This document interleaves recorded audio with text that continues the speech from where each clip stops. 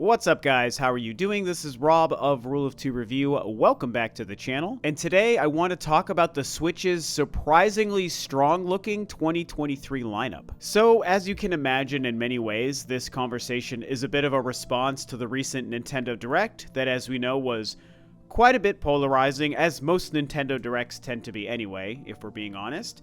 And while I think most people tended to be very disappointed and bored with the Nintendo Direct, I very vocally enjoyed it a whole lot. I thought it was absolutely fantastic. Of course, I acknowledge all the filler and a couple of farming games like everyone's joked about. And yes, not every game announcement is exciting for everyone.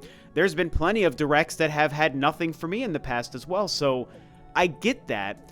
But just for myself, filler aside, the big announcements and the big games that were shown were so great and exciting to me that I walked away from the Direct incredibly pleased and satisfied with it. I loved it. And I think it's worth noting that, as I had predicted, this Direct was definitely more of a setup for 2023 than anything relating to 2022. And we know the big kind of controversy that you could call it coming out of that Direct was the fact that plenty of people were saying they knew for sure Metroid ports and Zelda ports were going to show up in this Direct and release in 2022, and none of that happened. I discussed it on a recent video about the Direct and the whole Metroid Prime thing, so you kind of know my feelings on that. And it's a shame that they didn't show up, but I also don't think it's the end of the world.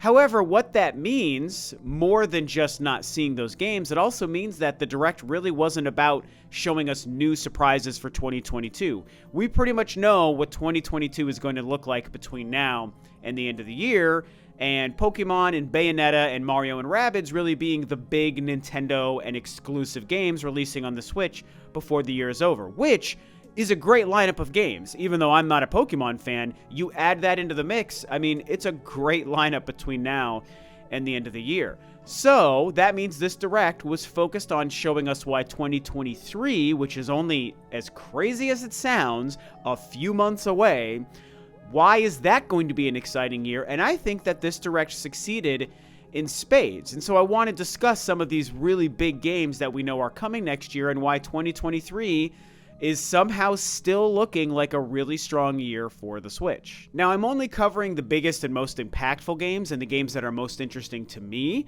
so there might be some other smaller tier titles that you're looking forward to that I'm not talking about, but for me, I just want to talk about the things that are the most exciting, as far as I see it.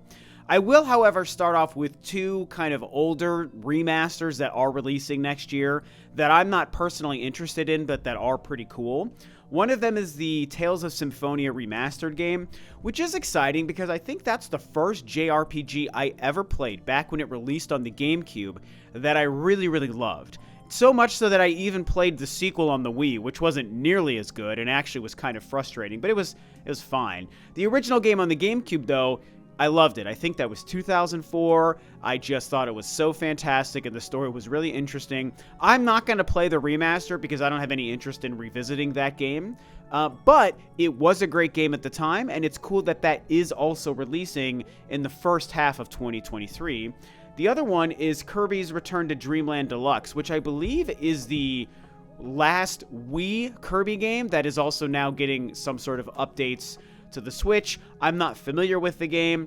I don't really follow Kirby, even though the Kirby game on the Switch this year is one of my favorite games of the year. I loved that game. In general, I'm a Nintendo fan who doesn't really follow the Kirby franchise that closely, so I don't really know the differences, but that is another game coming out actually in February of 2023 that I think will get a lot of people excited. So these are two remasters that are very cool to see happening in 2023. Moving on to the bigger games, obviously the first one I discussed at length in my Direct reaction video, and it is Fire Emblem Engage, which is January 20th, you guys. That is the first month of the year, the first big game for the Switch in 2023 is a new freaking Fire Emblem game, man. And I talked about it already. Like, I just am so excited. Fire Emblem Three Houses is one of my favorite games of the past few years.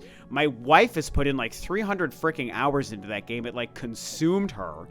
And so just our household has become such a Fire Emblem household. And I loved Awakening and I love Conquest and the 3DS games, you know, in those years since. So it's really exciting to see a new game coming already. Now, one thing I didn't mention before is that I really don't like the name. Not like that matters. If the game is good, the name doesn't mean anything, but I do just want to say that the name Fire Emblem Engage is weirdly like mechanical sounding and plain sounding, and it just doesn't feel like the fantastical realm of the Fire Emblem universe is emanating from that name. But name aside, the game looks great. It's combining old characters like Ike and Marth with a new story. It's going a little bit more magical, but I don't mind that. I'm excited to have another town and city to run through. The battles look fantastic. That is a huge, huge game to drop in January of all times for your console, so I can't wait for that on January 20th. Octopath Traveler 2 is the next big game, which is in February. That's February 24th, so January and February already have a couple of big games, and as I mentioned many times in the past, even though I'm not a JRPG fan, I loved the first Octopath Traveler, and I am so excited for Octopath Traveler 2. I do believe they've confirmed a couple of details about how they're improving some of the story and character elements, like the characters are actually going to interact with each other and talk to each other, which is something the first game didn't really do. And so that's something that I'm excited to see. I don't really get as engaged in the story of games like these, even though I know it's the biggest draw for this genre for most fans.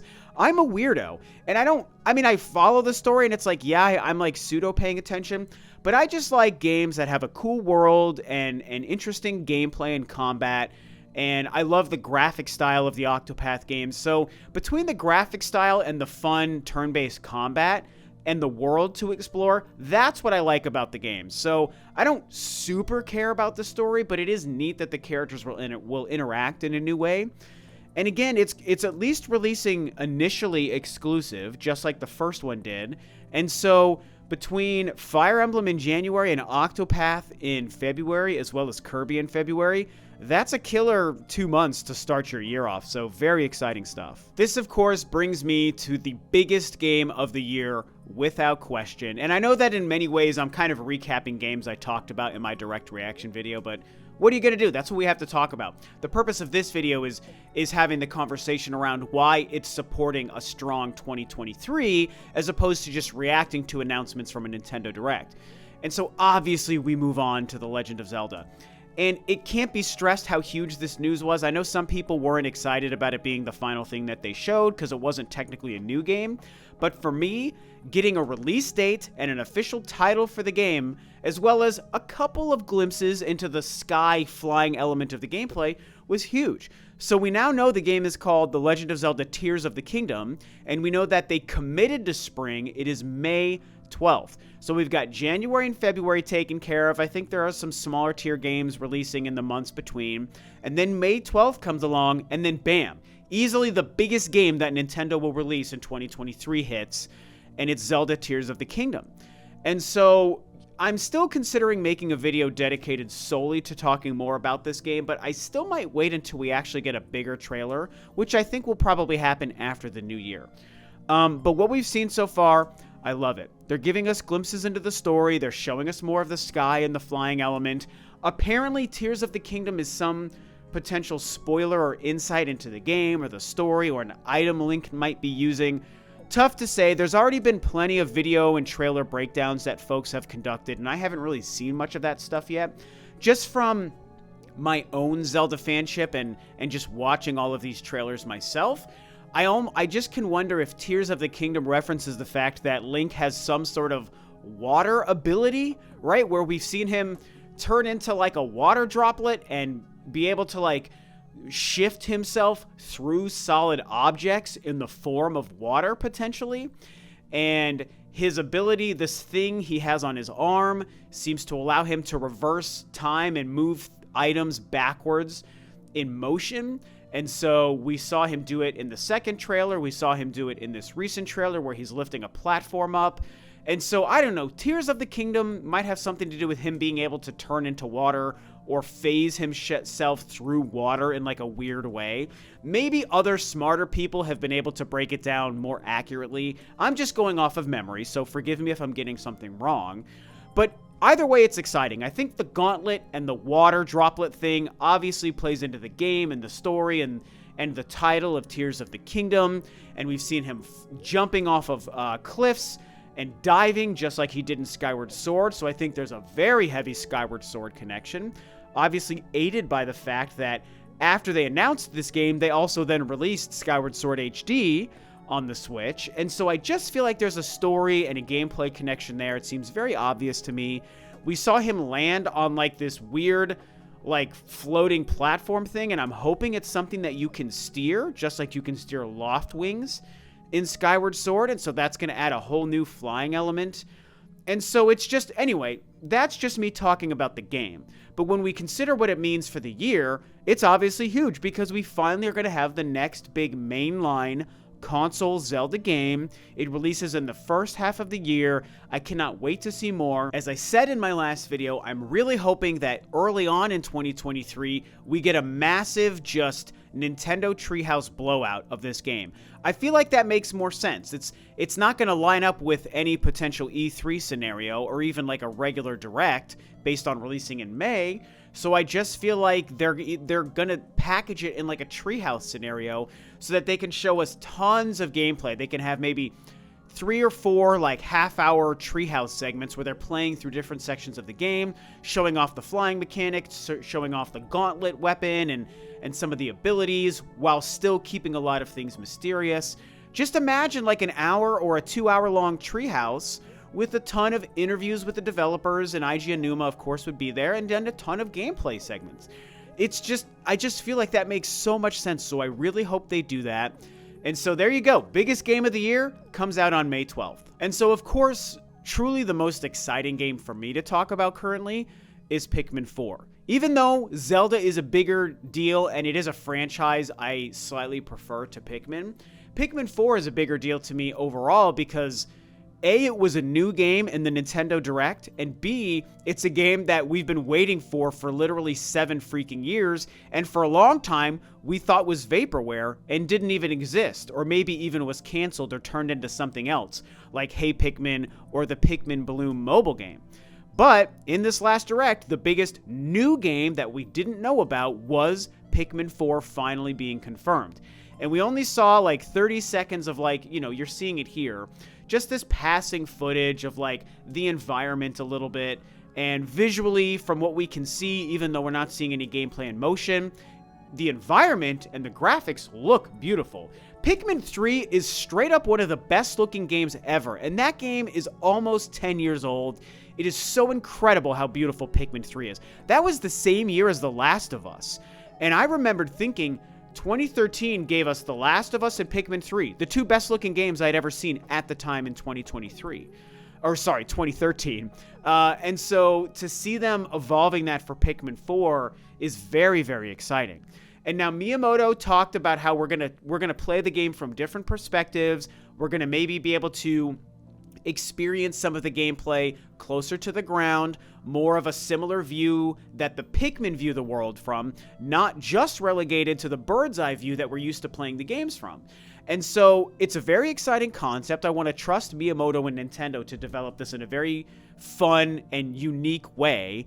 And they've never missed with Pikmin, in my opinion. Granted, I didn't play Hey Pikmin on the 3DS, but I bet it's fine. I know people didn't like it, but I bet it's fine. But as far as the 3 main games, Pikmin 1, 2, and 3, they've never missed. I haven't spent a lot of time with Pikmin 2, but what I have spent still seemed great, and people love that game. So I have no reason to think that game is bad either. So they've all been great games. Why wouldn't Pikmin 4 be the same? Miyamoto has a vision of changing the gameplay and the perspective and playing from the ground with a bird's eye view. Hopefully we get some really unique controls and motion controls that work well, and just a way to evolve the series. I'm so unbelievably excited, you guys, because I just don't know what it is. I was geeking out in my video about this last week, but I just love Pikmin, and I loved Pikmin 3 so much.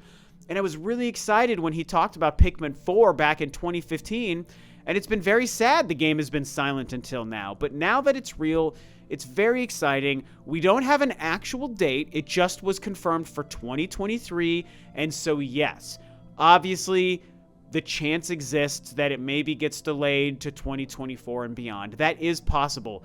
But man, you gotta think that considering the fact that this game was first talked about 7 years ago, and they're now finally revealing it as a real game, and we know Nintendo probably learned a lot of lessons from Metroid Prime 4's reveal, the fact that this game was confirmed finally and Miyamoto himself introduced it means I feel like Nintendo is very confident about the state of that game, the development schedule, and the fact that if they were ready to show it and ready to tell us 2023, that's when it's going to release.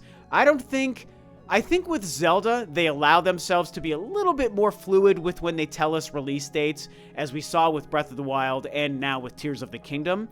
But with Pikmin 4, and again, combined with the lessons learned from Metroid Prime 4, I'm just going out on a limb. Maybe I get burned here, but I'm going to go out on a limb and say that I think that more than likely, they know this game is going to release in 2023. So I feel like we can fairly confidently say this is another huge game to add on to 2023's library. And so all in all, this video is just for me to say that 2023 is looking really fantastic. We've got the Tales of Symphonia remaster, we've got a Kirby remaster, we have a brand new Fire Emblem, we have a brand new Octopath Traveler, we have a brand new Zelda game, and we have a brand new Pikmin that showed up after 7 years of mystery. I mean, and that's just what we know now. Think of what happens as we get closer to 2023 beginning. Think of what we're going to see in the first Nintendo Direct of the year. That'll probably happen in hopefully February or March. I mean, you guys know me. Not only do I think that the next Switch is going to release next year, or the next Nintendo hardware, whatever form it takes, I also think Metroid Prime 4 has a phenomenal chance at showing up as well. So imagine if we get to add a new Metroid game into the mix, and any other new surprises we don't know about. And if the next generation launches either in the form of a Pro or a Switch 2 or whatever, that adds a whole new, element of possible games that could be releasing alongside the launch of that new hardware. So 2023, you guys, between these few big games we already know about, the possibility for Metroid Prime 4, the possibility for new Switch or Nintendo hardware, I mean, it could be 2017 all over again. Maybe not. Maybe we've already seen the 4 biggest games that we'll be releasing. But even in and of themselves, those 4 games, Pikmin, Zelda, Fire Emblem, and Octopath, those are massive, massive games, first and third party. It's just a win all around. I'm very excited. I cannot freaking wait for Zelda. I can't wait for Pikmin. And so it really shows Nintendo's dedication to good games over worrying about the power of their hardware. Even though I think new power is coming next year, the fact that they're able to still show us so many great games coming out in what'll eventually be the 6th going into the 7th year of the Switch's life, very, very impressive. I still don't think we're getting 10 years of the Switch. We're moving on sometime very soon, but it's very, very cool stuff. So this is what 2023 looks like. These are the games I'm excited for. Tell me what you think below. With that, this video is a wrap. Thanks for tuning in, and I'll see you next time on another video. Bye-bye.